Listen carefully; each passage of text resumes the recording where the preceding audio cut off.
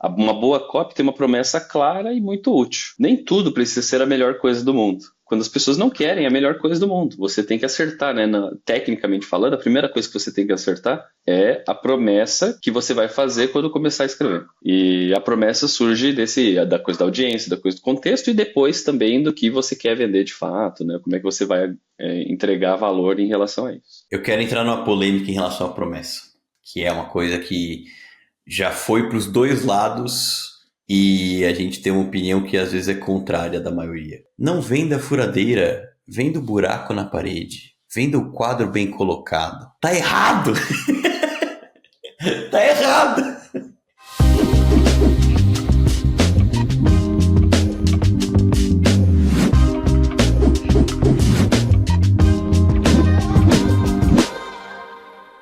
Alô, alô! Lá para você que assiste e escuta mais um episódio aqui do Growth Insight Podcast. Eu sou o Felipe Collins e tenho, como sempre, o meu grande amigo e sócio Felipe Vitti. E aí, Vitti, como vamos? Sempre bem, meu amigo. Feliz de estar aqui. Estou muito animado para o episódio de hoje. Eu acho que os temas são super interessantes. Eu estou muito feliz hoje. E o tema de hoje é um que nós dois somos apaixonados. Cada um já escreveu uma edição de newsletter sobre, que é copywriting. Como é que você escreve bem, como é que você escreve de maneira persuasiva, como que você ativa a habilidade das letrinhas a seu favor para vender mais, para conseguir se vender melhor.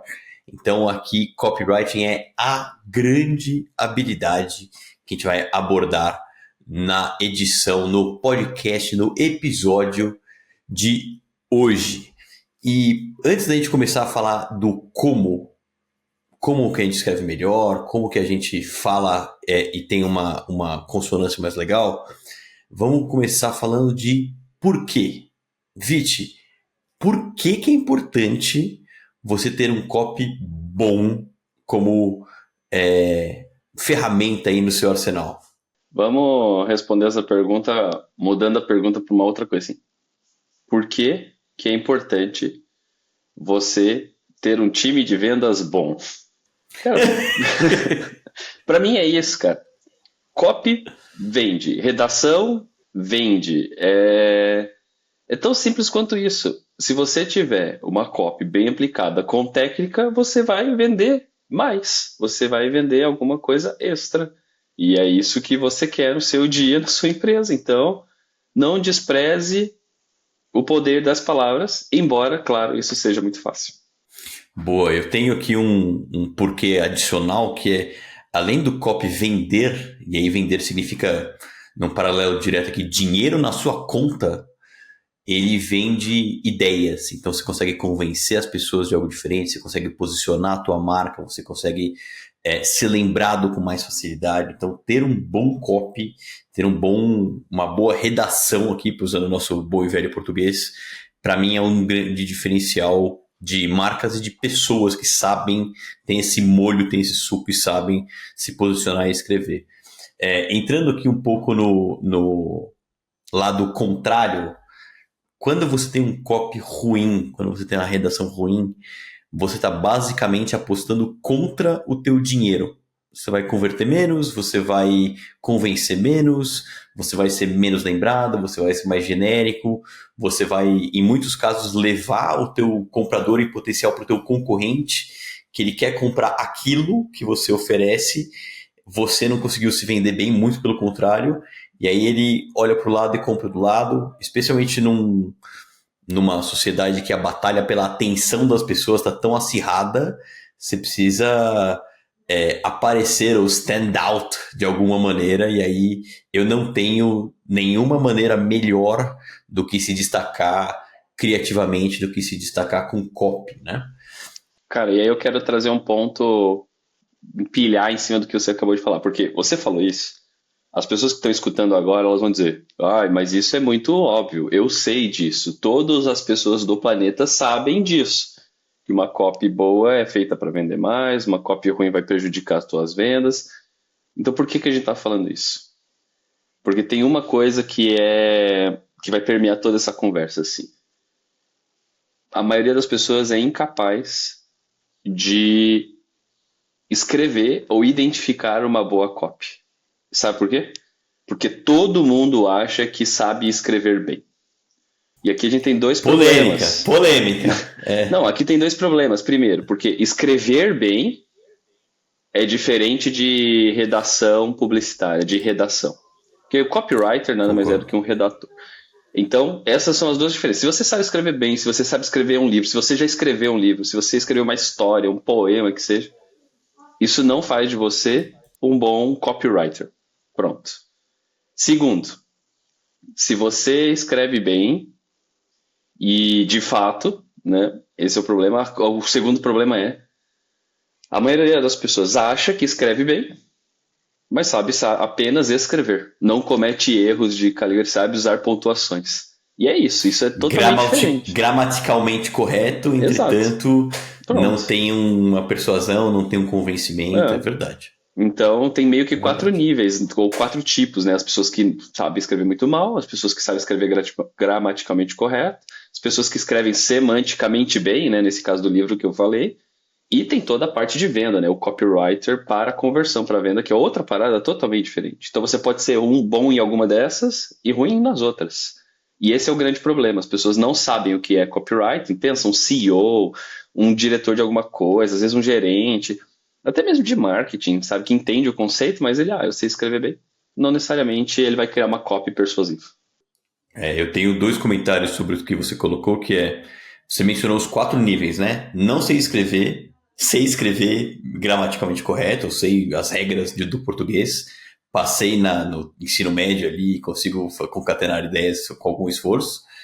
Sei escrever bem, independente do formato, e sei escrever publicitariamente ou de maneira a convencer alguém, né? Aí, às vezes não é só publicidade, às vezes tem filme, às vezes tem algumas outras ideias um pouco mais elaboradas intelectualmente.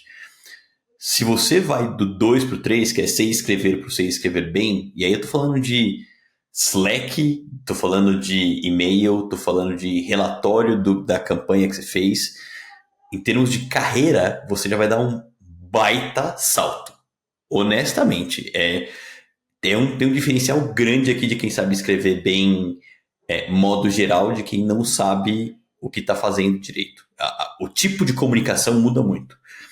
Só que nesse episódio aqui a gente vai abordar mais o do 3 para o 4, que é como é que você usa mais artifícios de convencimento, mais artifícios de prova social, mais artifícios, eu não vou nem dizer publicitários, mas quase psicológicos, na real, para conseguir convencer o teu interlocutor de que aquela tua ideia, e a ideia muitas vezes está associada a alguma compra e tal, vale a pena ser perseguida, né? E aí tem muita coisa de técnica, e uma das coisas que eu lembro que fica bastante evidente na minha cabeça, especificamente no copy, que é você confundir familiaridade, que é, eu acho que eu manjo desses negócios, eu acho que eu sei escrever, com domínio. Que é o que inclusive a gente abordou num outro episódio, né? Que pouca gente comenta de finanças e muita gente comenta de marketing e tal. Para mim, quando a gente fala de copy, isso é muito latente. Absoluto. Isso é essa coisa do, eu escrevo todo dia, eu escrevo e-mails, então eu tenho a capacidade de julgar uma copy. Então, entrando aqui já no nosso, o que é um copy bom, o que é um copy ruim, para fazer um long story short aqui pro nosso ouvinte, para nossa audiência, cara, ruim, genérico, vago, sem emoção, sem prova, sem call to action, sem pedir nenhuma ação pra tua audiência no final. E aí o bom, às vezes, é tão simples, a gente vai decupar o que cada uma dessas coisas significa. Específico, tangível, algum elemento emocional, ancorado em alguma emoção, né, algum gatilho psicológico, tendo alguma provocação ali, com uma prova que é condizente com a promessa que você está fazendo e com um call to action, com um pedido, com um chamado forte no final. Se a gente fosse reduzir num tweet, seria essa listinha aqui. Agora a gente vai decupar e entrar nos detalhes um pouco do que significa cada um deles. E é importante, você ouviu essa lista, agora pensou, posso sair daqui desse podcast e fazer outra coisa, porque agora eu já sei o que é uma copy boa. Isso são os elementos, a gente vai ter que discutir agora como você vai usar esses elementos. Então, fica aqui porque o ouro tá para chegar ainda. Né? Você viu o corte, agora vamos ver o completo. Vamos preparar aqui. Então, assim, eu gosto muito da tua tese, na verdade, que eu queria que você explicasse do público e do contexto. Então, Tá. assim, para quem me ilumina aqui um pouco o nosso caminho. Eu gosto de começar por isso porque a boa copy começa antes de você pôr a primeira palavra, a primeira letra no papel. É isso que eu quero dizer quando eu falo assim, de que você começa pela sua audiência e pelo contexto da sua audiência. E isso vai conectar muito com técnica depois. Mas vamos lá. Você vai falar com alguém. O seu objetivo com copy é que essas pessoas, essa audiência, compreendam, entendam claramente qual é a tua promessa, qual é a tua ideia, o que você espera que elas façam, ou melhor, o que elas devem fazer. Então, se você não entende exatamente para quem você está falando, em qual contexto ela está inserida enquanto você está falando, você já é impossível você ter uma boa copy. É simples quanto isso. É impossível ter uma boa copy. Então, esse clichê do conheça sua audiência, converse com seus clientes, ouça essas palavras, ele é o que todo mundo diz que sabe, mas que as pessoas não usam isso de verdade. E aqui vem na minha cabeça dois exemplos que, inclusive, acho que os dois exemplos foi você que me contou. Tem o caso mais clássico lá do Ogilvy, do obsoleto, né? Tem a história lá que ele, no livro Essa é boa, dele, exato. eu até li o livro dele por causa de uma recomendação sua, que ele escreve lá no livro dele, né, que ele fala que uma vez ele usou a palavra obsoleto numa das campanhas dele, né, pensa uma coisa também, numa época muito mais escrita, não tinha vídeo, né, eram cartas de venda de fato. E depois ele descobriu que 43% da audiência dele sequer sabiam o que significava a palavra obsoleto. E aí, se você não entende, você não gosta, se você não gosta, você não compra, você perdeu o teu copy, você perdeu o teu anúncio, você perdeu o teu espaço na cabeça das pessoas. Exato, porque assim, o produto era para você. Você ia até porque assim, a coisa da copy, da redação persuasiva, ela não é uma coisa maligna de obrigar as pessoas a comprar. Não, você tem um produto bom que resolveria o problema de alguém. Esse alguém tem esse problema, mas ela não vai comprar porque ela ouviu o que você tinha para dizer, leu o que você escreveu e ela pensou, putz, nada a ver, isso aqui não é para mim. E é isso que a palavra obsoleto entra. O segundo exemplo, eu tenho quase certeza que você me falou, era sobre, não sei se era doutor consulta e tudo mais. Doutor consulta. Doutor Esse consulta. exemplo para mim, assim, cara, explodiu a minha cabeça, cara. Como você me contou, se você quiser, eu deixo você contar. Eu tive uma palestra com um dos fundadores do Doutor Consulta muitos anos atrás, faz uns 10 anos, e isso ficou gravado na minha mente muito forte para você ver o poder das palavras, né? Que era nas primeiras clínicas do Doutor... Na primeira, né, clínica do Doutor Consulta, os fundadores ficavam lá na sala de espera da clínica, só observando o comportamento dos pacientes, de quem entrava e tudo mais. E eles tinham um anúncio, uma peça que era atendimento rápido, uma consulta rápida, né? Só que quando você vai no médico, você não quer uma consulta rápida. Consulta rápida, você chega lá, senta, o cara olha pra sua cara e fala virose, anota aqui de pirona e sai da minha frente. Você quer um atendimento sem demora. Então, a consulta, ela pode tomar 15, 30, 45 minutos, o cara pode entender qual que é de fato o teu sintoma. O tempo que é o problema é o tempo da sala de espera. E aí, a hora que ele troca atendimento rápido para atendimento sem demora, eu não vou lembrar exatamente o número, mas ele tem a crescente gigantesca nas vendas das consultas ali. Então, às vezes é uma coisa de palavras, uma mera ordem de palavras, escolha de palavras que você consegue puxar como o consumidor de fato se comunica, como de fato ele sente. Eu vi um outro exemplo recente disso, que era... eu tentei fazer isso também lá na Company Hero, que é pegar as transcrições dos calls de venda, que agora a gente tem aquela inteligência artificial que transcreve e tal, para pegar exatamente os termos que as pessoas falam, porque nos termos que as pessoas falam, você consegue ter mais... como é que chama? Eu me reconheço em você? Ter mais Empatia, familiaridade. Isso. Então, a gente falava às vezes, a gente tem um software para gestão de profissionais PJ, que é o gestão PJ, e a gente às vezes estava falando, folha de pagamento e tal, mas putz, não é rodar a folha. Não, a gente fala que é um outro termo lá de emissão de notas fiscais e prestadores, beleza. Aí você vai nesse nível de detalhe e você, só de você ter o detalhe, assim, esse cara é como eu, esse cara me conhece, logo o produto ou o serviço que ele está vendendo deve ser bom. Então, para mim, tem muito desse... Escutar o cliente bebe muito disso, né? Por isso que começamos com a audiência, porque uma palavra, ela é desprovida de valor, assim, de valores. Uma palavra ela não é boa ou ruim. A palavra é boa ou ruim se a tua audiência usa e se reconhece naquela palavra. Então, para o Ogilvy, obsoleto é uma palavra ruim? Não. É uma palavra boa? Também não. Naquele contexto, para aquela audiência, ela era uma palavra ruim. E aí isso conecta com o segundo ponto, que não basta só você conhecer a sua audiência.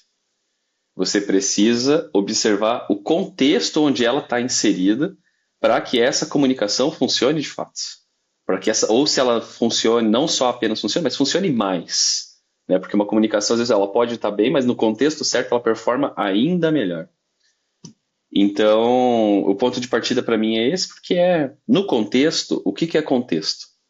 É um contexto muitas vezes físico, onde que essa pessoa está quando ela está consumindo aquela comunicação. É o contexto de canal.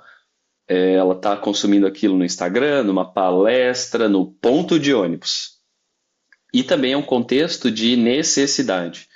Qual é o contexto de o que eu quero fazer, né? Que problema eu quero resolver, o que é que eu estou vivendo que me faz prestar atenção naquilo. Porque às vezes é um problema ultra complexo do tipo, vou comprar uma casa, é a maior decisão da minha vida. Preciso de um medicamento para minha filha, uma decisão super importante. Ou é uma decisão mais trivial, do tipo, o que a gente vai tomar de café da manhã? É uma coisa muito simplista, assim. E isso importa muito, do tipo de copo que você vai fazer.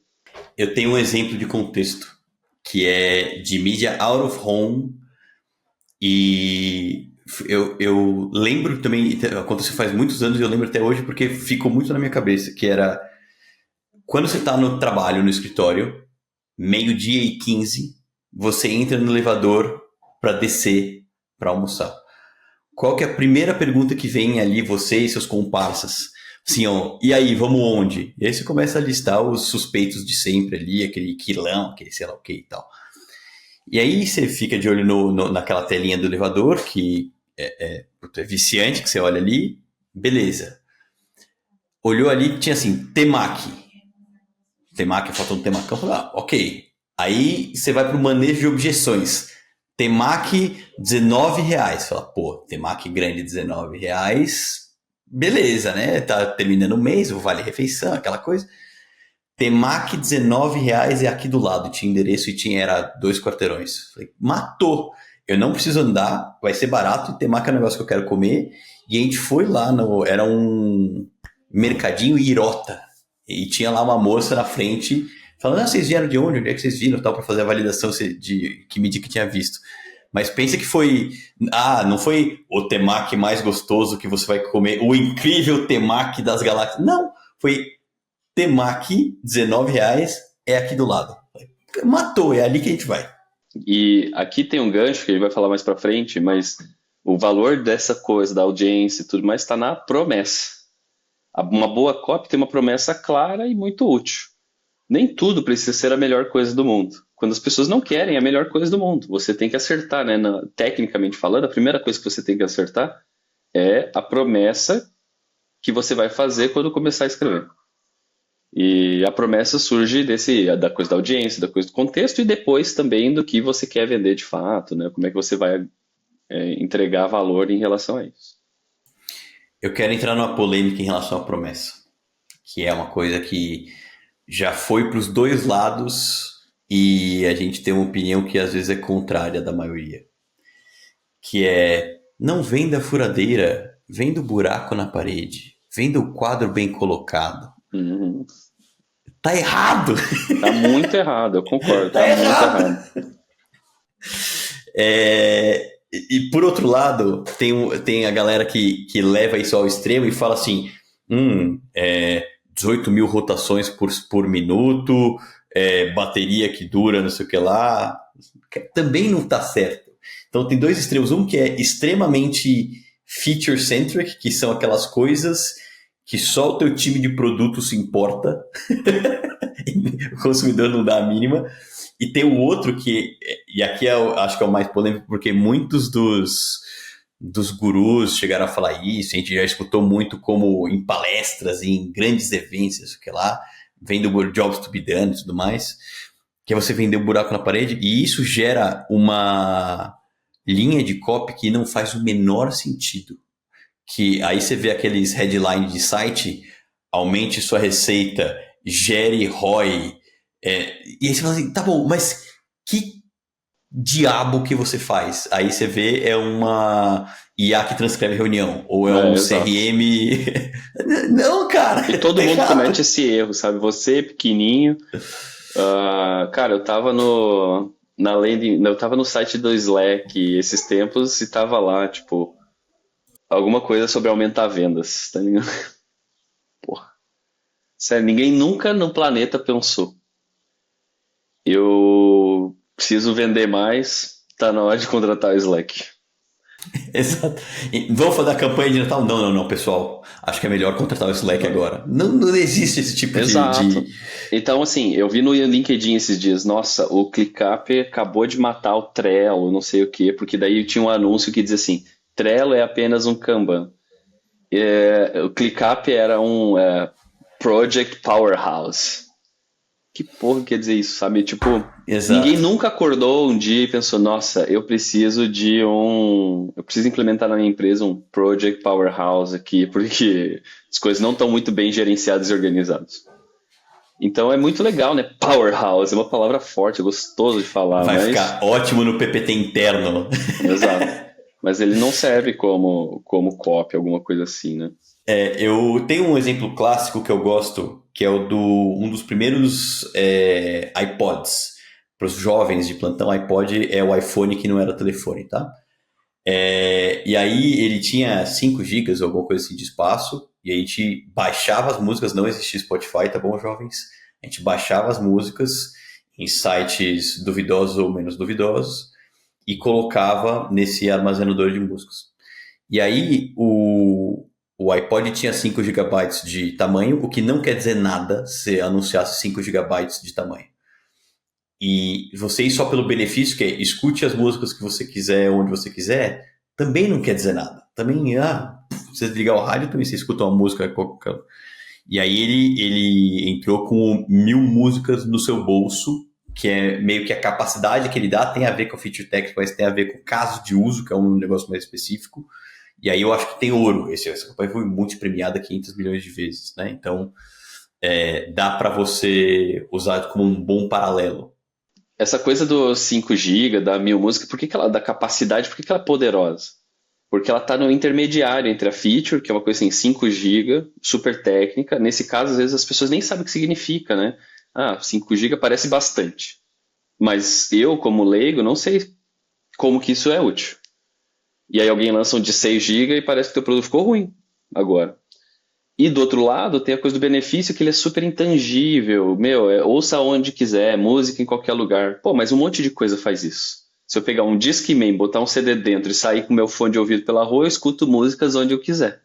Pra quem não As sabe, músicas um que você quiser, Discman inclusive. é as músicas que você quiser. É provando a idade. Explica um Discman, Exato. Fê. Se a gente tem que explicar o iPod, o Discman, uma coisa de 1970, alguma coisa assim, onde você colocava um CD dentro do tocador de CD portátil e escutava a música pelo seu fone de ouvido.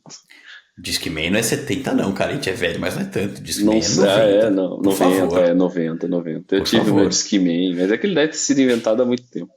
A gente falou de Apple e eu lembro de uma outra peça que a Apple fez que foi brilhante, mas eu vou usar de gancho. Usar a Apple de exemplo é sempre meio clichê, mas para provar um outro ponto que eu tenho um exemplo similar, que tem uma campanha da Apple que é um copy brilhante e ela não tem quase que nenhum não, ela não tem nenhum aditivo, que é aquela campanha do Shot on iPhone.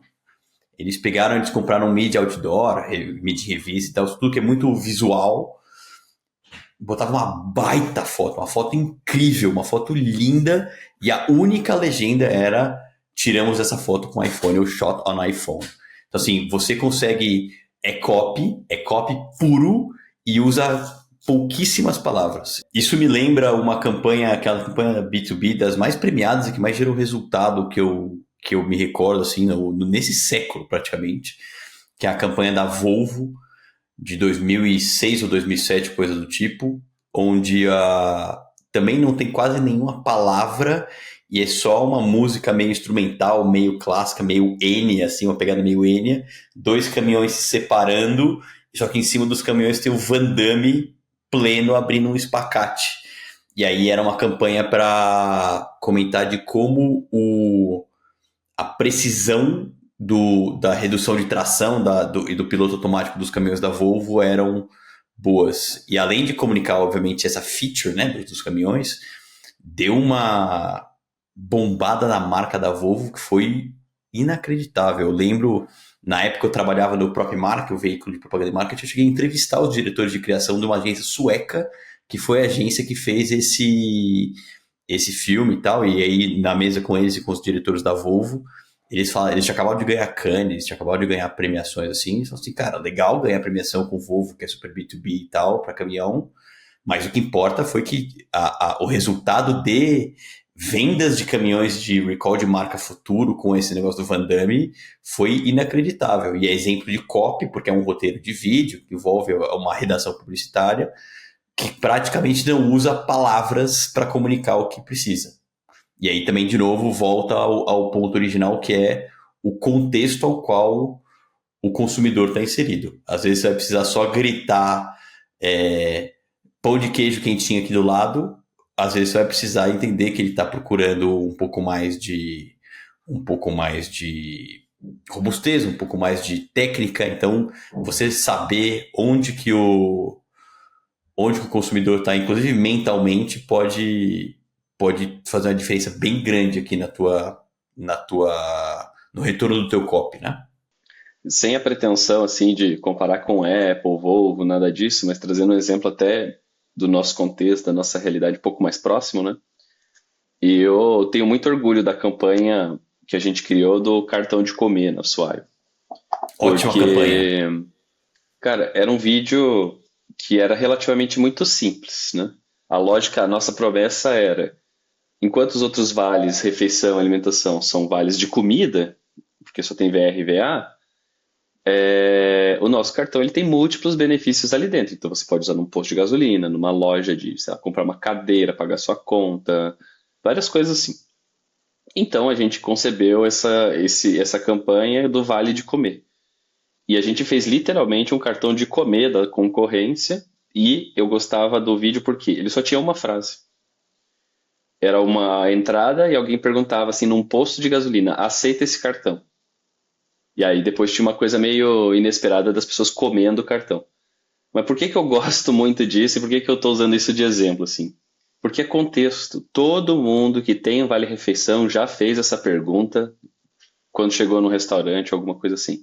E era isso que a sua se prometia. Você nunca mais vai precisar. Você vai usar esse cartão em qualquer lugar e ponto final. E então era um vídeo, tinha pouquíssimos, tinha 58 segundos, tinha uma frase e explicava exatamente o que o nosso produto fazia. Então, essa coisa do contexto, do cenário, olha só, aceita esse cartão. Não é uma cópia genial, ela não é robusta no sentido sofisticado, palavras importantes, bem escolhidas. Não. Elas são as palavras mais simples, que são repetidas centenas de milhares de vezes todos os dias ao redor do Brasil. E isso é uma boa cópia. Exato. Entrando também num outro exemplo que eu vi recentemente, que eu acho brilhante, que se encaixa também nessa de você vender a capacidade, você vender o caso de uso, mas você não nem ir tão feature e nem ir tão buraco na parede. Se você entrar na homepage do Loom, Loom, Loom é aquela ferramenta que grava vídeos curtos de até 5 minutos, que grava você e grava a sua tela, e aí você pode explicar coisas rápidas usando um Loom e não fazendo uma reunião. Se você entrar na homepage dele, está tipo, um vídeo vale mais do que 1.000 palavras. É o headline. Então, aquele documento que você ia escrever, que você ia demorar um tempão para fazer, você grava um vídeo falando, aí você clica aqui, aí você vem aqui, aí o que eu quero dizer na reunião é aquilo, acolá, e aí você evita uma reunião que ia ser 1 hora do teu tempo, você faz 5 minutos, você assistir em velocidade 2,5, 2 minutos e meio assistindo, e você evita ter que fazer aquele e-mail, aquele relatório super longo. Então, você ancorar no caso de uso, você ancorar na capacidade que você tem, eu acho que é ouro, assim, em termos de por onde que você tem que ir. E eles poderiam colocar, tipo, produtividade instantânea ou qualquer advérbio mais clichê que existe. Mas quando você... E aí é o copy ruim. O copy bom é... Cara, você pode fazer a reunião, você pode ficar escrevendo horas e horas, você pode fazer um loop, você economiza os dois. Beleza. Aí é que você entra. Cara, até puxando isso, eu vi essa semana um exemplo muito até engraçado, assim, de copy ruim. É, a gente fez o lançamento da Black Friday já, né, na Stelflix, e a gente lançou vários países. E aí a gente, para o nosso lançamento, o nosso fluxo era, a gente vai fazer uma live de lançamento para comunicar a oferta, então você entrava na página, se inscrevia, e aí quando você se inscrevia, você era redirecionado para uma outra página que pedia para você entrar nos nossos grupos. Então no Brasil, na Europa, era um grupo na França, assim, eram grupos de WhatsApp, porque é muito comum o uso, e nos Estados Unidos, como é muito pouco as pessoas que usam, a gente direcionava para um grupo no Discord. Mas independente, todos os lugares, mas principalmente nos Estados Unidos, a copy dessa página, te convidando para entrar no servidor, era sua inscrição está 80% concluída. Entre no grupo para completar o seu cadastro, sei lá, alguma coisa assim. Na lógica de que a gente queria forçar as pessoas, porque a gente também na live, além de comunicar tudo, a gente sempre atrai muita gente para a live de lançamento, promovendo um sorteio de uma impressora 3D, coisas assim, que são coisas muito legais. Só que a gente quer comunicar com essas pessoas depois, então a gente precisa que elas estejam num canal, né? Então as pessoas entravam no servidor, aí tinha um canal aberto para as pessoas comunicarem, e muita gente, mas assim, muita gente chegava no servidor e escrevia: a página travou em 80%. Eu entrei nesse Discord, eu entrei nesse servidor e continua em 80%. Putz! Então veja, isso era só um recurso para fazer as pessoas entrarem onde elas entraram. Mas elas tinham uma outra expectativa, elas ainda continuavam, elas queriam ver 80 virar 100% para garantir que elas estavam inscritas para o sorteio e podiam ganhar uma impressora, aquilo estava gerando ansiedade nelas, o problema. Então a gente teve que até ajustar a copy depois ali para ver se isso mudava essa percepção sem perder a urgência de entrar no grupo de fato. O que é curioso, né? É um gatilho psicológico que você usa, que é o de comprometimento, né? Quando a gente entra em gatilho psicológico. Assim, não é que eu preciso entrar do 0 a 1. Eu já tô 80%. Quando a gente pega até uma outra referência que a gente vai recomendar, que é o livro do Robert Cialdini, que é o Influence, né? Esse gatilho de comprometimento. Assim, eu já comecei o meu processo para ganhar a minha impressora 3D, já estou em 80%. Então você está tecnicamente correto porque você está apostando no gatilho de comprometimento. Só que saiu totalmente pela culatra. Não, e assim, a gente teve que tomar uma decisão. Será que a gente muda a copy para evitar esse pós ou será que a gente direciona isso? Então, a nossa decisão até foi assim, gente, isso aqui está funcionando, a taxa de adesão às entradas está muito boa. Então, quando começava a pingar isso aqui, alguém ia lá no Discord e falava, olha, não, tá tudo bem, se você está nesse servidor, você está participando. Porque era melhor direcionar isso do que perder conversão de entrada no grupo, né? Perfeito. Então, era uma decisão, mas veja como as palavras elas movem as pessoas. Nesse caso, 2 vezes, né? Uma de fato de entrar no grupo para não perder a chance, e a outra de, calma aí, gente, eu quero ganhar a parada lá, então me confirma que eu estou participando, para ver como funcionou de fato. A gente eu mencionando o Robert Cialdini aqui, eu acho que é um bom gancho para a gente falar de alguns gatilhos ou elementos que você pode ter dentro de uma copy que funcionam. Então a gente mencionou aqui o de comprometimento, né? De você, se você já está começando a fazer algo ou se você já se colocou nessa perspectiva, eu lembro que tinha um anúncio de revista, super antigo, assim, desses caras que vendem revista em aeroporto, falou assim, você se acha uma pessoa inteligente? Aí a pessoa, acho, tal. Então, pessoas inteligentes leem The Economist e tal, tal, tal. E aí, como você já falou que você se achava inteligente, logo você se sentia mais compelido a comprar aquilo. Então, esse é um deles. Aí tem um que eu, cara, não gosto muito pessoalmente, mas funciona, que é o de escassez, que é muito usado por infoprodutor. E para mim é o mais delicado, que é o. Eu sempre lembro do Casas Bahia, que é só até amanhã, só que é só até amanhã todo dia, pode sair muito pela culatra, sim. Mas em alguns casos funciona bem quando você tem número limitado, quando você tem 10 vagas e é verdade, quando você tem alguma escassez real. A pena que eu tenho é infoprodutores e muita gente abusou desse Exato. gatilho num nível que você quase não acredita muito. Aí Quase tem não, eu nunca acredito. Exato, exato.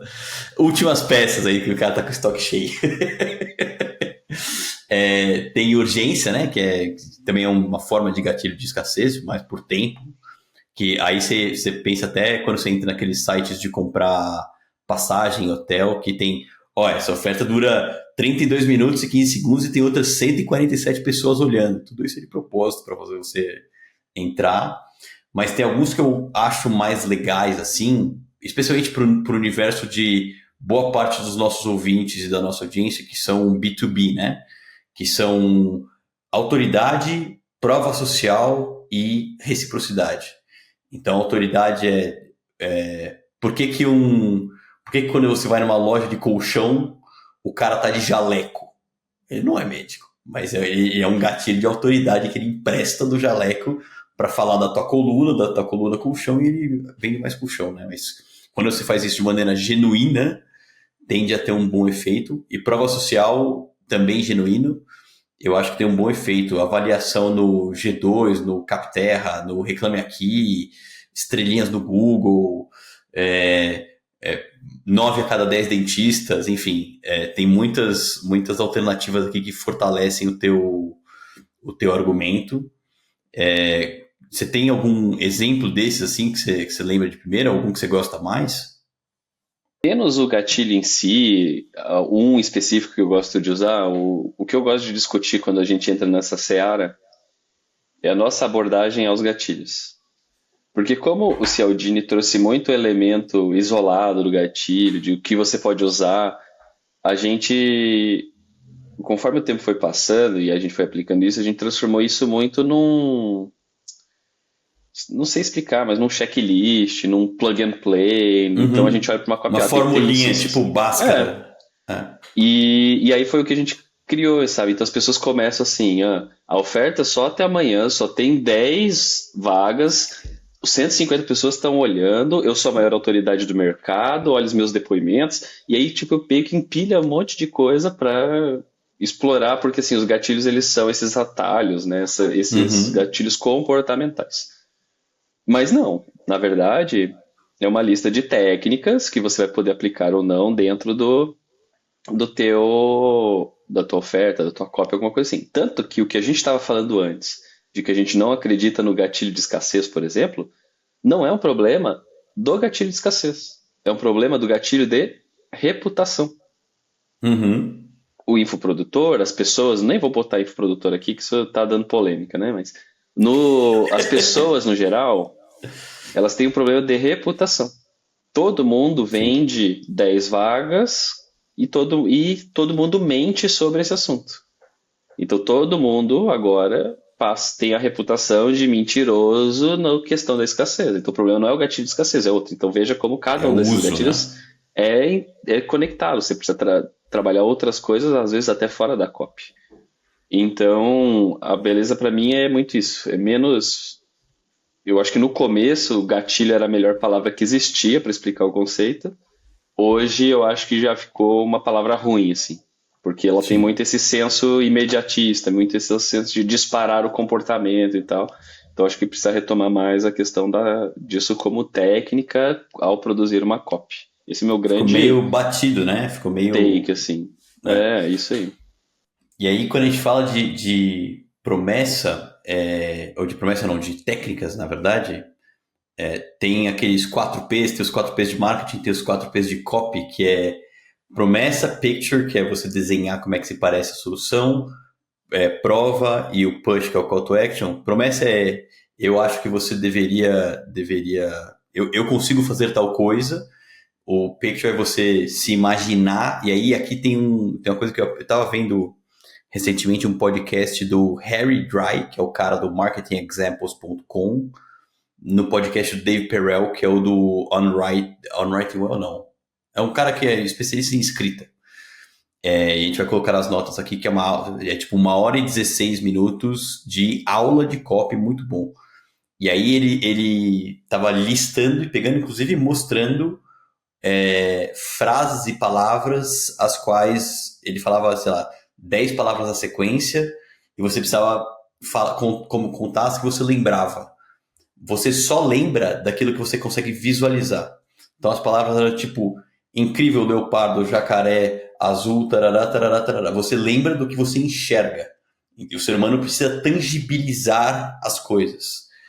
E a gente, por jargão ou por capricho, a gente acaba tirando um pouco dessa tangibilização. Então, você colocar... Eu estava vendo um exemplo, aquele do menos de um cafezinho por dia, para você falar de alguma coisa que você paga parcelado. É um exemplo de, não sei se é o melhor, mas é um exemplo de tangibilização. Você colocar a pessoa naquela situação onde ela tem o benefício resolvido e o que ela está sentindo, né? Depois tem a prova, e aqui a gente tem copies americanos, né, que são uma escola um pouco distinta, que 40, 60 do copy é prova, prova, prova, prova, prova. E tem um paralelo aqui que acho que é o Ogilvy que fala, ou William Zinsser, que é um cara que tem um livro excelente de escrita, que é: você não precisa inventar nada. Se você falar só fato depois de um fato, depois de um fato, depois de um fato, você consegue contar exatamente o que você quer sem ficar adjetivando e deixando sua redação mais fraca. E esses fatos são as provas, né? Você prova, olha, eu consigo diminuir 33% a sua latência do servidor. Não é o mais rápido do Velho Oeste. Não. Tem uma coisa super clara ali. E aí, no final, tem o compre agora, ou se inscreva, ou faça alguma coisa com isso, né? Geralmente. Então, eu gosto desse modelinho aqui. E aí é óbvio que por tamanhos e formatos, você tem um copy no Instagram, você tem um copy, um relógio de rua ou alguma coisa assim, você vai priorizar alguns em detrimento a outros na hierarquia de informação, né? Exato. E que daí volta para o contexto, né? Que é você ajustar a sua copy conforme o espaço que você está comunicando, alguma coisa assim. Nessa sequência, tem duas coisas que eu gosto muito, assim. Tem algumas coisas, né? Mas as minhas preferidas. Primeiro é a promessa. Eu acho que se você vai fazer a copy, né? Se você está pensando numa campanha, se você vai lançar alguma coisa, enfim. Antes de qualquer coisa, você precisa gastar uma quantidade imensa de energia refinando e construindo essa promessa. Porque daí todas as copies precisam derivar dessa promessa. Porque a promessa for fraca demais, você não vai gerar a ação. Se a promessa for... Se a copy estiver desalinhada com a promessa, você vai matar a tua conversão. Porque a copy eleva a expectativa, a promessa não entrega. Quando a realidade é menor que a expectativa, você gera frustração. Não importa se seu produto é excelente. Te prometi 90% de desconto, te dei 70%, você está infeliz. Apesar de 70% ser um ótimo desconto. Então, o refino da promessa é fundamental. Então, é por isso que a gente vê coisas do tipo: emagreça em 7 dias, em 30 dias, o seu plano para o verão. Eu estou acompanhando o mercado de lançamentos agora, então, nunca mais pague por um curso, a década milionária, né? Vamos formar os próximos milionários. Isso é todo o refino da promessa, né, que aquele conjunto de produtos, ofertas, enfim, vai fazer por você. Essa é a década, essa é a lógica, né? A segunda coisa que eu gosto é a coisa da prova social, que ela é tem um elemento que é muito importante. Dois elementos de prova social que para mim são fundamentais. Suas provas sociais precisam ser proporcionais à sua promessa. Quanto mais difícil é de acreditar na sua promessa, mais prova social, mais prova de que você é capaz de entregar esse valor precisa existir. E aí tem um elemento que aqui é o segundo ponto que é crítico. As provas sociais, elas precisam ser factíveis. Então, assim, se você tem um caso de alguém que investiu R$ 100 e teve R$ 200 de retorno, essa é uma prova social melhor do que a prova social de que alguém investiu dos R$ 100 e teve R$ 1 milhão em retorno.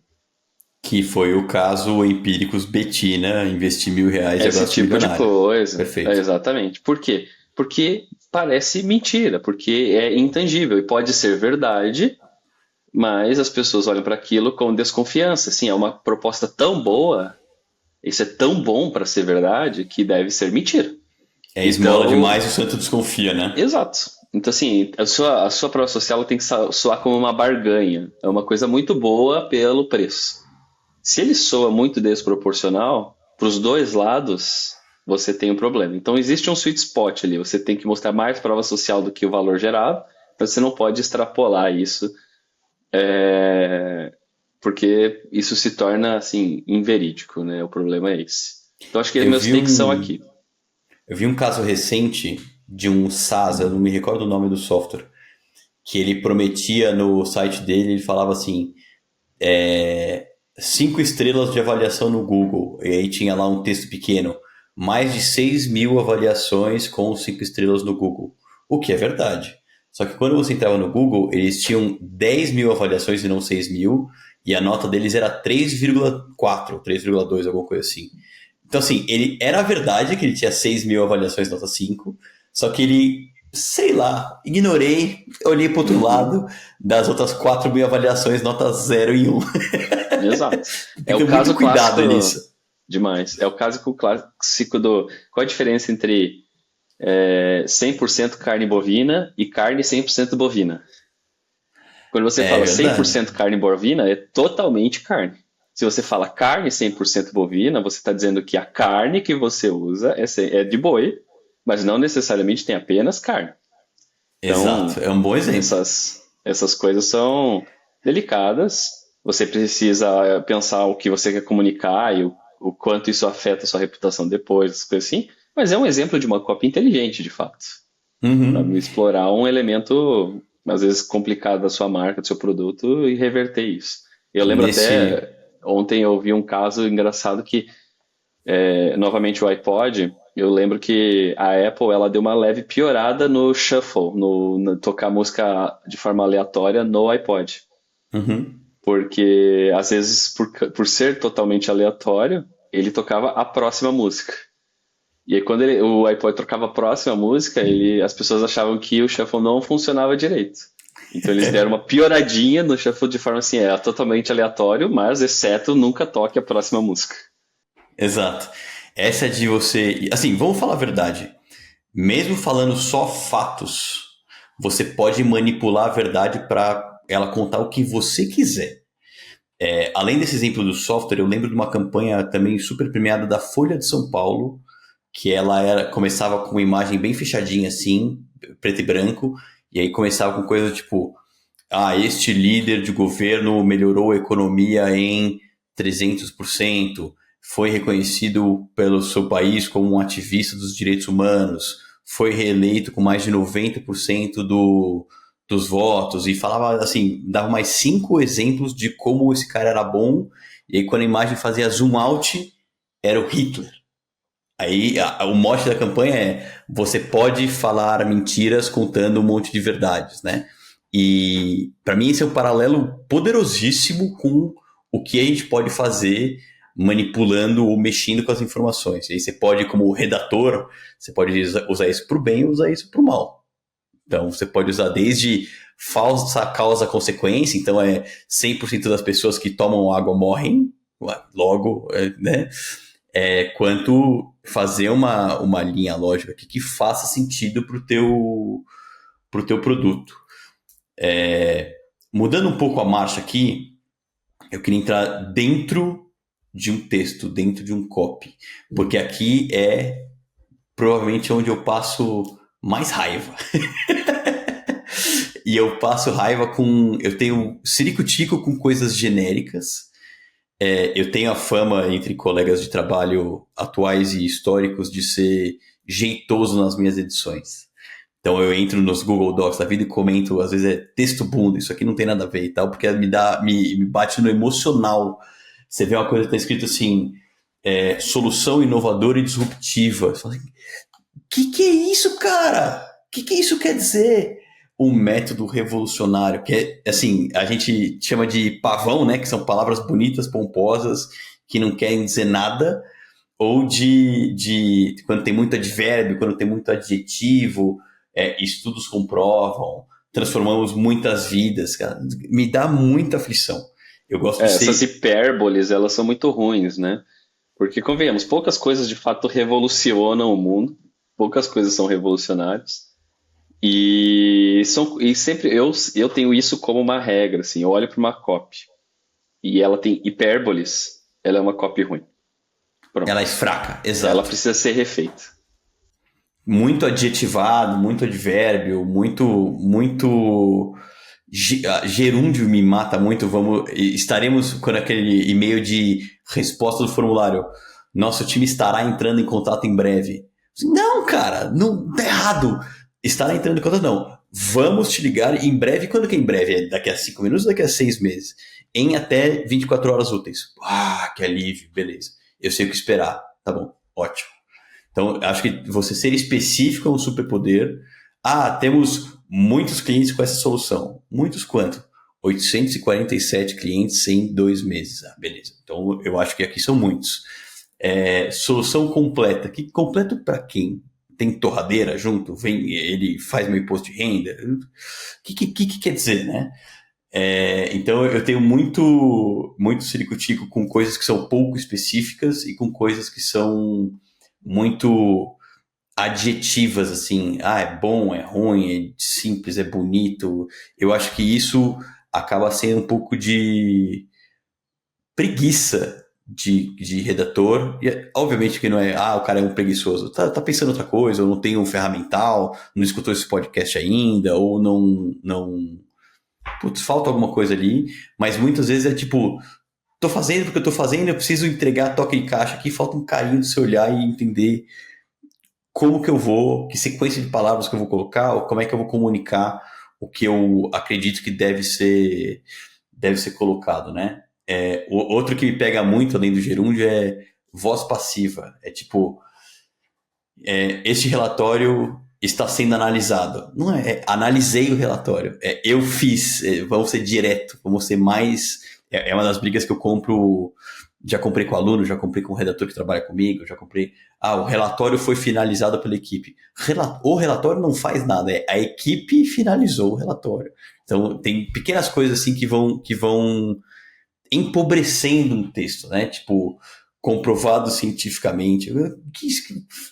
Onde? De que estudo? De que jeito? Inclusive, isso é realmente essa bomba de fumaça, assim, né? O que a gente mais vê na internet, muitos Instagrams e tudo mais, estudos mostram que, cara, Jornalismo era foda com isso daí. pronto. E aí, tipo assim, e aí é uma constatação absurda, assim, do tipo, sei lá, comer banana é o equivalente a 3 barras de chocolate e açúcar. E aí, às vezes, até aí você vai perceber onde está isso. Você ouça essa palavra e vem a printzinha de um artigo na tela, assim.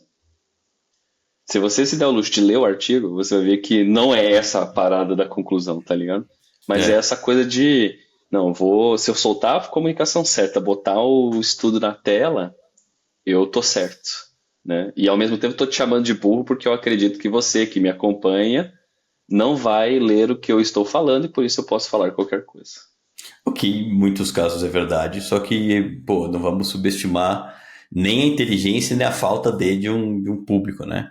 Eu lembro quando eu era jornalista praticante, tinha um jeito de fazer matéria que era Felipe Vitti é contratado pelo Real Madrid, diz jornal. Assim, pô, quem diz jornal? Você tá tirando o teu da reta, você tá botando no outro lugar. Então, assim, o ônus da prova é do outro, mas você pode noticiar aquilo. Então, desde esse diz jornal, ou diz site, ou diz sei lá o quê, me gera um pouco de incômodo essa falta de especificidade. E aí, adaptando para o copy publicitário, se você acha que você vai melhorar a saúde intestinal do teu paciente em X%, ou que ele vai no banheiro 2 vezes por dia em vez de parar de ir no banheiro, fala isso. Você pode, inclusive, ter a pesquisa ou contratar a pesquisa que endossa isso. Então, seja específico, bota o teu na reta um pouco, em vez do diz estudo. E isso esse exemplo é bom, né? Porque você, olha só, se você tem essa solução, você escreve uma cópia do tipo melhore o seu intestino, sabe? É ruim, não funciona. A pessoa não quer o intestino bom, ela não sabe o que que é um bom intestino. Mas e essa promessa ela é muito fraca, é a questão volta lá para a questão da promessa. Então, o que que é um intestino bom no seu caso? Intestino bom é fazer cocô todo dia. Não tenha medo de falar a palavra cocô se isso faz parte, se é essa dor da pessoa, sabe? Mas às vezes o intestino não é isso. Às vezes o problema do intestino é elimine a sensação de inchaço. Gases, sei lá, qualquer coisa. Olha quantas coisas diferentes podem representar um bom intestino, né? Uma coisa assim. Uhum. Então, essa lapidação, isso é técnica, gente. Isso não é arte.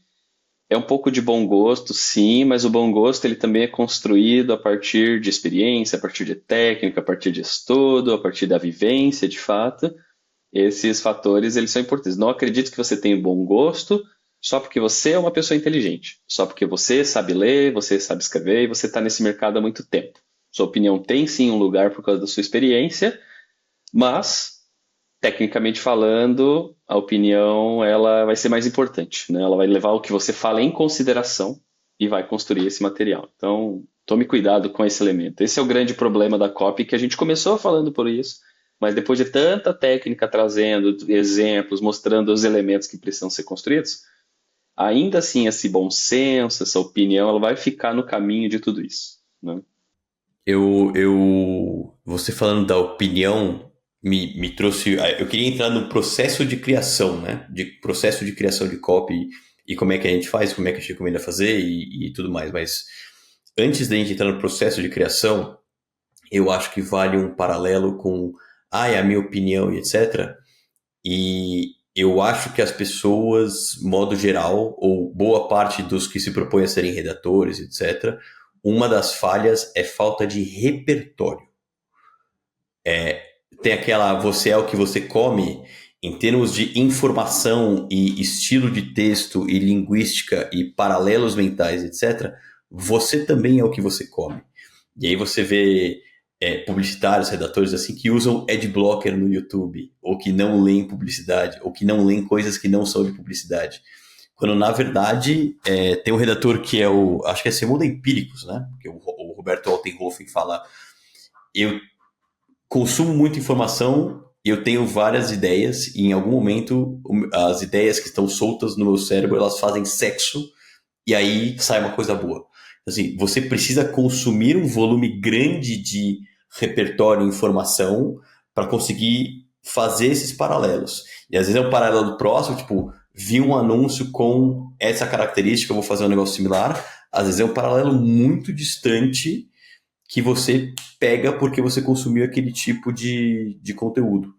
Eu estava conversando a Salve, que é aquela operadora de telefonia móvel, Salve com Y no final, ela tem um podcast que é o Contramão, eu acho que chama, que é o do CEO, que é o Arthur, no carro com algum executivo. E aí eu tava vendo eu fui ver um episódio com o CEO da Bart, que é um português e tal, e aí eu prestei atenção no começo, que ele pega o executivo em casa e ele vai levando pro trabalho, e lá eles conversam com a câmera no carro. E aí eu fui lembrar de onde é que era essa referência. É o Comedians in Cars Getting Coffee, do Jerry Seinfeld. E aí aquilo ficou na minha cabeça, alugou um trailer na minha cabeça, eu mandei um WhatsApp pro Arthur e falei assim, de 0 a 10, o quanto que você pegou essa referência? Ele falou assim, 75%. Eu falei, pô, Que ótimo, porque é uma coisa zero óbvia que nenhum podcast B2B ia se prestar a fazer, só que tá ali pelo que você consumiu, né? Então você conseguiu sair do óbvio e conseguiu entregar uma proposta única de valor no formato até para tua audiência. Então, você é o que você come é muito verdade. Tanto que eu vejo muitas vezes estilo de texto meu. Eu gostava muito de um blog de futebol sul-americano que tinha 10 anos atrás, chamado Impedimento, que era dos caras lá de Porto Alegre do Sul, que às vezes no meio do nada eles pegavam e mandavam uma palavra inteira em caps lock. Eu falava, pô, isso no meu estilo de escrever é presente. Às vezes você pega uma newsletter que tem uma atenção aqui do nada, e você vai pegando de onde é que você pegou aquilo. Tem um livro do Stephen King, que é o cara que escreveu It e várias histórias de terror, que chama-se On Writing, ou em português é alguma coisa de escrita também, que ele lembra de aulas de literatura, a fanzine que ele fazia, a revistinha de quadrinhos que ele lia, de onde que ele pegou as referências para fazer o personagem de terror XYZ.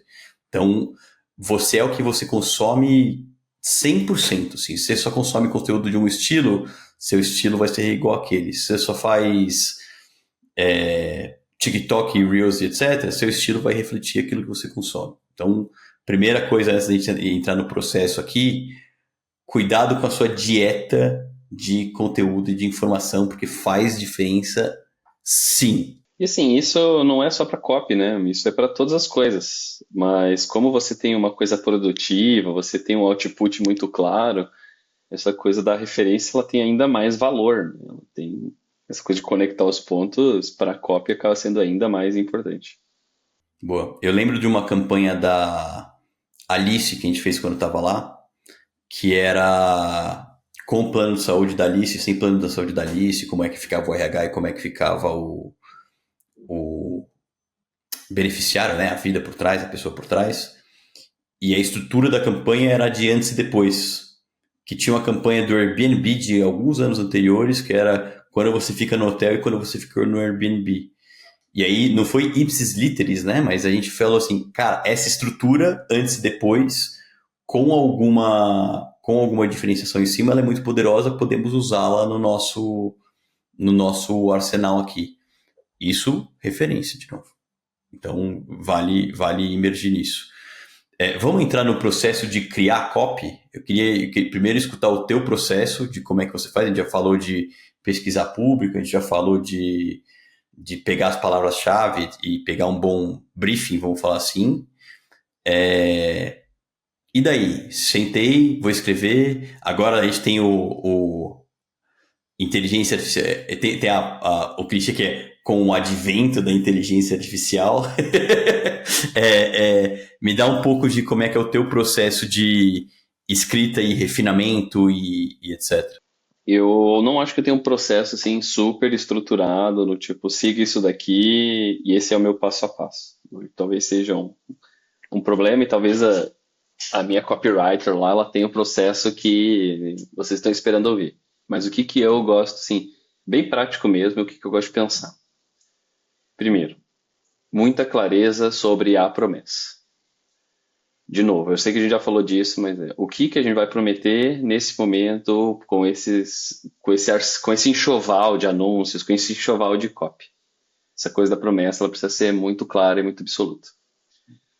A segunda coisa é o elemento... Geralmente a promessa é muito chata, ela é boring, ela é entediante. Porque ela é uma representação literal do que você vai fazer. Aí é que começa a entrar o elemento criativo da copy, que é como é que você fala aquela ideia de múltiplas formas diferentes. Então, eu chamo isso de RTBs, né? Os Reason to Believe. Então você começa a traduzir a tua promessa em razões para acreditar que aquilo é verdade. Então, eu lembro, um exemplo que vem na minha cabeça é quando a gente tinha na Swile a promessa de que você nunca mais vai precisar perguntar se aceita Vale. E o nosso reason to believe disso era a gente aceita em 4 milhões de estabelecimentos. 4 milhões é muito ou é pouco? Me Você não parece sabe. um número... É um número grande, mas olha o tamanho do Brasil, né? Uhum. Se tem 4 milhões de restaurantes no Brasil, todos. Se tem 10, é menos da metade, mas você não tem uma ancoragem nesse número, né? Então, a gente transformou essa frase em uma frase do tipo, passe em todo lugar, só não passa vergonha. Que é um pouco aquela coisa do contexto, né? Que é ir lá pagar com vale e não poder pagar com vale, né? Ter que perguntar se aceita. Então, a gente foi. A cópia, a parte criativa mesmo, ela tem esse elemento daí de você ir refinando a mesma ideia múltiplas vezes. E aqui sempre tem um take. Eu gosto muito de falar que o marqueteiro ele morre infectado pelo tédio. Então, Me conte. eu acredito nisso porque o marqueteiro, muitas vezes ele é muito criativo, ou mesmo que ele não seja assim, uma criatividade não seja uma característica dele, ele está inserido no ambiente criativo. Então, toda hora esse marqueteiro quer pensar numa ideia nova, quer fazer alguma coisa diferente, quer criar uma nova campanha e tudo mais. Por quê? Porque ele está ficando entediado com as coisas que ele já fala, com as coisas que ele já faz. E aí, isso é muito prejudicial para a comunicação da tua empresa, do teu negócio, porque se você ouve isso todo dia, você fala isso 10 vezes por dia, mas a sua audiência não, o teu mercado não. Então, eu gosto de dizer que se você começou a ficar entediado, esse é o primeiro sinal de que a tua mensagem começou a arranhar a superfície do mercado. E aí, geralmente, o que a gente faz é agora que eu vou trocar tudo. E aí você tem que fazer toda uma construção da mensagem de novo e tudo mais. Então, esse Bom trabalho, ponto. por que que eu estou conectando com isso? Porque esse trabalho de RTBs, ele é onde você tem que projetar a tua capacidade criativa. Veja, não é ser criativo em repensar a tua promessa. Cara, você vai ter que carregar a tua promessa por muitos anos. Todo Uhum. mundo quer ter um just do it, mas ninguém está disposto a passar 30 anos falando isso, sabe? Então, a criatividade ela não precisa estar necessariamente na promessa, ela precisa estar em repensar o teu RTB, reescrever os Reason to Believe, reescrever o 4 milhões de estabelecimentos em coisas criativas. Isso feito, a partir dos RTBs, começa o trabalho de produção de copy mesmo, porque aí você vai pensar como é que eu falo sobre esse Reason to Believe nesse contexto. E aí tem, em termos bem práticos, tem duas coisas importantes aqui. O primeiro, eu testei isso agora na Stelliflix, gostei muito e estou adotando isso para sempre, que é eu crio um GPT, né? Então você vai lá no chat, você pode criar, ao invés de você perguntar direto para o chat, você cria um chat com o contexto do que você quer que ele trabalhe para você. Então isso chama um GPT. Você cria um GPT da sua campanha. Então você joga lá a tua oferta, você joga lá o teu tom de voz, você joga lá seus RTBs, e eu gosto de passar todas as minhas copies por esse grande validador sensor que é esse GPT. Então, como você tem tudo lá, você escreveu uma copy que o produto está com 50% de desconto, mas a tua oferta, na verdade, é 40%. Ele vai te alertar, não, olha, isso aqui tem que mudar, porque é 40%. Você Uhum. fala que a sua oferta é a mais extraordinária do mundo e não sei o que. Ele vai te alertar, opa, isso aqui é genérico, isso aqui é uma hipérbole, não use esse tipo de coisa. Você precisa adaptar essa parte da tua comunicação. Então, CTA Então não está muito claro. você usa IA como um editor barra um diretor de criação, um parceiro ali que vai te ajudando a dar esse deparo. E isso, ele é o grande revisor de todas as coisas, porque às vezes a gente precisa produzir centenas de copies.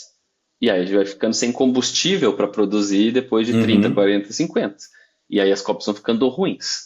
Então, esse grande sensor ele é muito melhor, muito mais veloz e muito mais coerente para ir fazendo essas validações e te colocando tecnicamente no prumo. E a outra coisa que eu gosto, sim, mais técnico de passo a passo que eu gosto de dizer é a última coisa que você escreve é o título da sua mensagem. A Como se última, fosse é a engraçado, eu última geralmente coisa. começo pela primeira. A primeira é o Cara, título, depois o resto. por que que eu acho que é a última? Isso eu roubei do Ogilvy.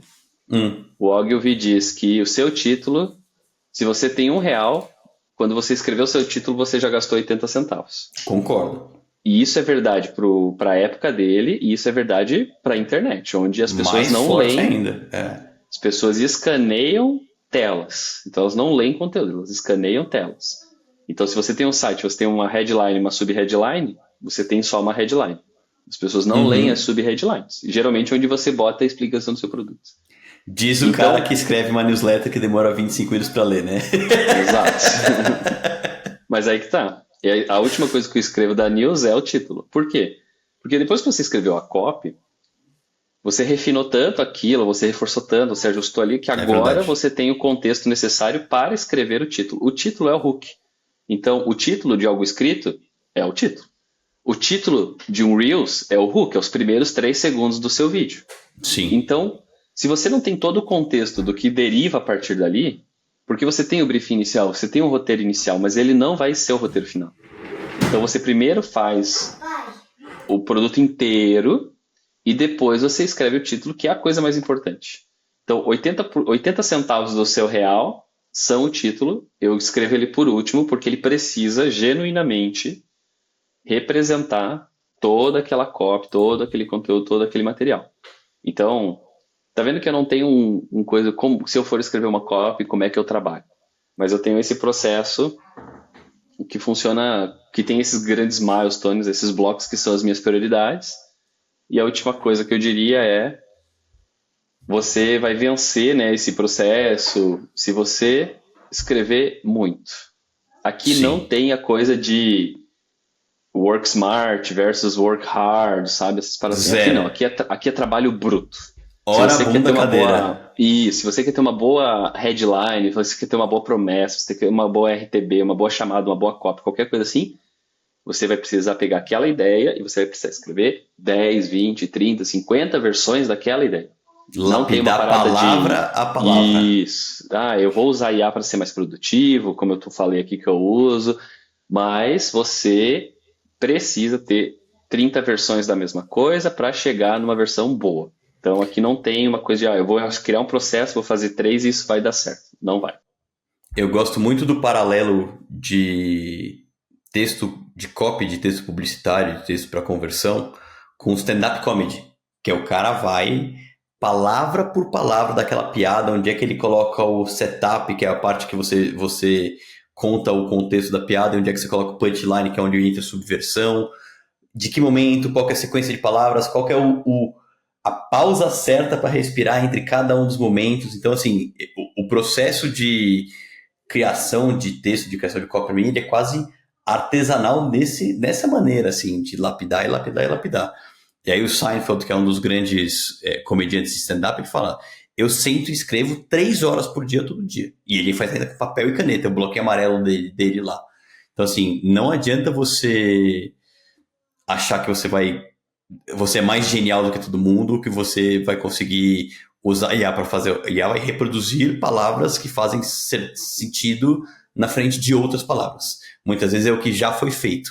E às vezes está ok, né? Mas para você ter a competência de escrever bem, é hora bunda cadeira mesmo. Eu tenho um processo que às vezes é um pouco diferente. Eu e também uso a IA de alguns momentos, que eu tenho não é um GPT, é um Claude treinado com vários livros e vários copies que eu acho bons, várias aulas de copy, desde o Eugene Schwartz, do Bob Likes, aquelas cartas de venda e tarará, até Ogilvy, tem um livro chamado Make It Punch, que é mais para SaaS, é mais UX Writing e tal. Aliás, uma boa entrega nossa nesse episódio para quem é premium é uma lista de referência dos livros e de tudo que você pode colocar. Entre no clubinho. Mas voltando ao meu ponto aqui, eu uso o Claude para explorar alternativas sem compromisso. Assim, cara, me dá um copy, esse aqui é um brief mais ou menos, me dá um copy ultra sangrento, um super boring, um que faz um paralelo e etc. E aí eu vou brincando com essas alternativas, até que eu falo assim, putz, eu tenho um caminho aqui que eu gostei mais, que eu escrevi, o que eu usei IA para me ajudar, e aí aqui eu vou reforçar várias vezes esse tipo de caminho e lapidar em cima dele. Tanto a próprio punho quanto com agentes ou LLMs me ajudando, né? E aí volta e tem um outro agente que atue como um diretor de criação e seja muito crítico. E aí a gente vai lapidando. E aí aqui tem uma outra máxima que eu gosto, que é: escrever é uma coisa e editar é outra coisa. Então, primeiro você senta e escreve. Nenhuma ideia é ruim, não se julga no começo, só vai por volume. Pá, pá, pá, pá. Dorme em cima disso e volta no dia seguinte, horas depois, enfim, e você vai cortando, cortando, cortando. Tanto cortando opções que são ruins, quanto cortando palavras dentro de opções boas que não fazem sentido, né? Que é o escreva bêbado e edite sóbrio. E tem, acho que é o Churchill que fala, né? Não me recordo, mas acho que é se eu tivesse mais tempo, eu tinha escrito menos. Às vezes a gente usa muitas palavras e muitas coisas para parecer inteligente e não precisa. Dá para você ser mais direto, colocar mais direto ao ponto. Tem um app, eu particularmente não uso muito, mas já vi gente usando, que chama-se Hemingway, do Ernest Hemingway, que ele analisa peso, fluidez e excesso de palavras ou jargões dentro de um texto, que é bastante útil também. E é uma das coisas às quais eu checo, a gente já falou de edição, né, ou de direção de criação e tudo mais, é uma das coisas que eu checo para ver se tem muito jargão, linguagem técnica. Em 95% dos casos é ruim, porque é um jargão que parece inteligente e não é, mas às vezes, se o seu consumidor é daquele mercado e está acostumado com aquele jargão, mata. É isso, era que até quando você falou jargão, era nessa esteira que minha cabeça foi, assim. Na maioria das vezes é ruim, mas que bom que você falou isso, é coisa do 95%, né? Porque se a tua audiência usa, você deve usar também, porque senão você cria o efeito contrário. Sei lá, Uhum. você vende alguma coisa para dev. Eles falam API. Se você falar API para todo o resto das pessoas, Não as pessoas importa. sequer vão entender. Agora, se você não falar, sei lá, API para o dev, ele vai te achar ignorante. Sim. Ele vai pensar, pô, essa empresa não sabe o que está fazendo, porque não sabe nem o nome da parada que eles vendem, sei lá. Uhum. Então, essa coisa de Mesma coisa jargão para é. médico, para advogado, Exato. para sei lá o quê. Você vai falar que é uma glosa, você vai falar que é um termo É, jurídico X. Então, exato. volta na pedra do público. Uhum. Isso aí. Boa, vamos chegando aqui no final aqui do nosso episódio, Fê. Se você pudesse dar uma recomendação ou dar uma dica final aqui para o pro nosso público sobre copy, o que você colocaria como grande encerramento aqui? Vou dar uma dica para quem é copywriter e para quem não é. Boa ideia. Se você não é copywriter, se coloque no seu lugar.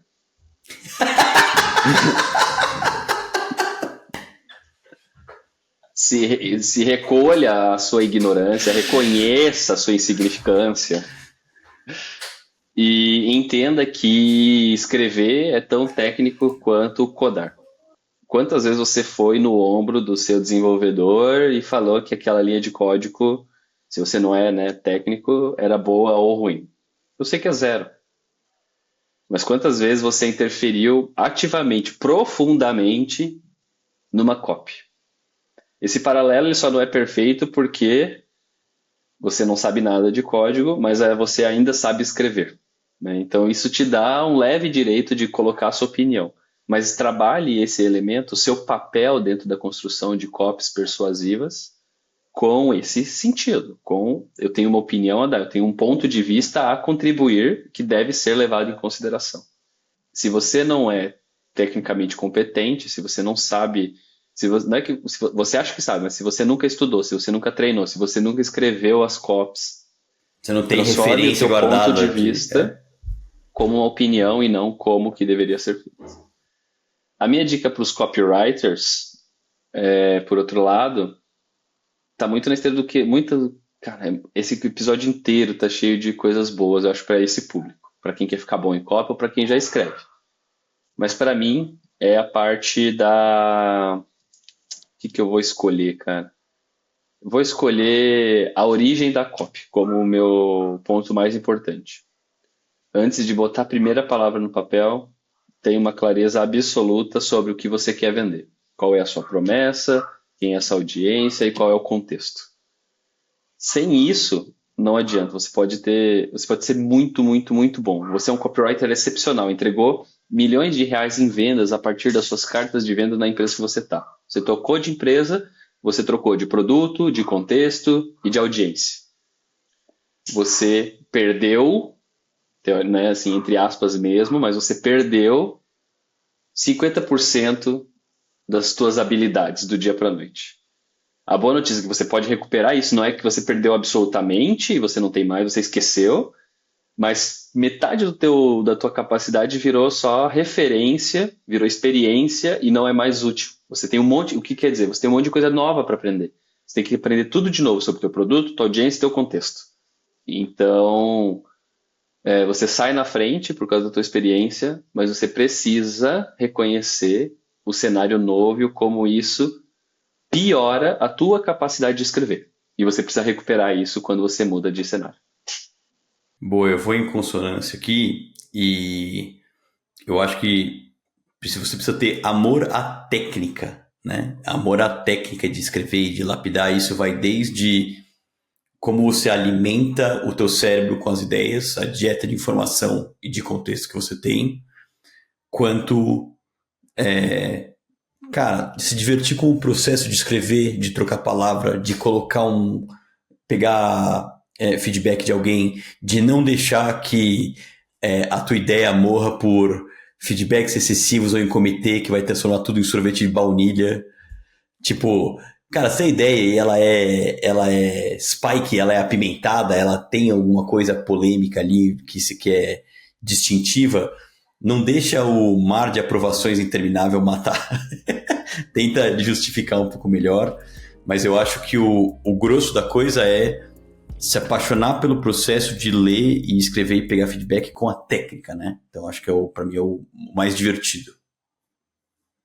Boa, temos um episódio? Caramba, gostei muito. Acho que vai ser bem valioso para a galera. Acho que a nossa audiência vai curtir bastante. É um assunto que permeia muito marketing, tem muito valor para as empresas. Cara, tô feliz que a gente pôde cobrir esse ponto hoje. Foi bem bom. Muito bom. Então, se você nos escutou aqui até o final, cara, faz a boa aí, vai, avalia no YouTube, comenta, dá o sininho, dá o like, todas aquelas coisas que os influencers e youtubers pedem, manda para um brother, enfim, ajuda a gente para esse conteúdo atingir cada vez mais pessoas, responde com o que você achou, que a gente adora receber e-mails e feedback aqui dos nossos amigos leitores e bora pro próximo episódio. Valeu!